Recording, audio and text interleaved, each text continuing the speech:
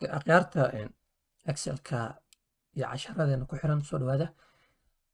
Waxaan rabaa maanta inaan tuso anagoo dashboard ahaan u adeegsanayna XLOOKUP in aan kula soo baxno.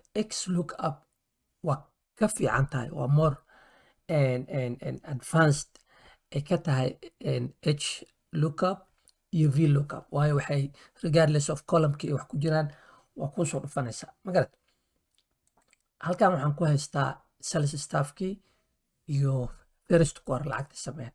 Marka individual ahaano aan rabaa cali oo kale markaan halka ku qoro in halkan ay iga soo baxdo wixii uu cali u sameeyey. Okay, equals aan leenahay marka XLOOKUP waa noo soo baxday.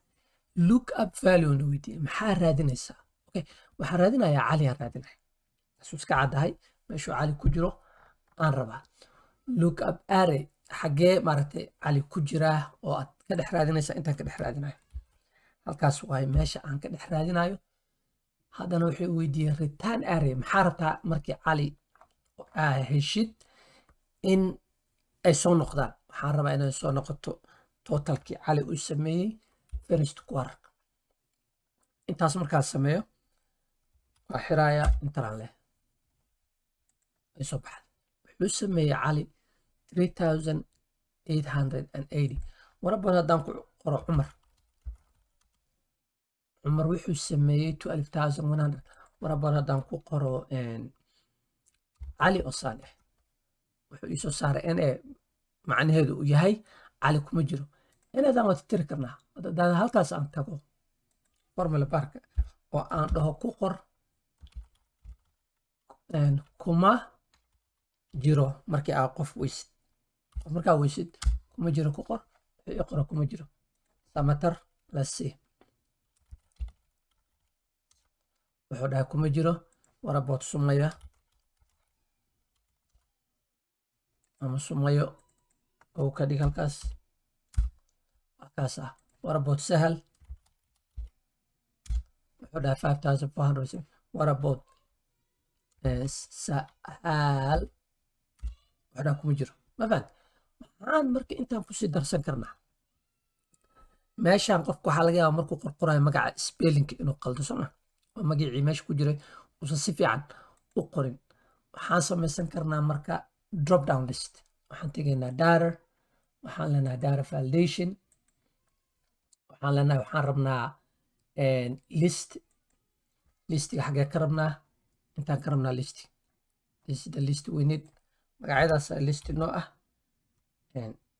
intaan marka hadda waxaa noo samaysmay drop down list aan kala bixi karno. Markaa Salmaan aan dhahay qofkii markaa wax filter garaysanaya inta u gudbisay uma baahna magacyadii inuu qorqoro. Wuxuu leeyahay Salmaan intaanu sameeyey intuu fiirinaa u soconaa qadra mida waxay samaysay 2570 u soconayaa Sumaya 2200 samaysay Xamdi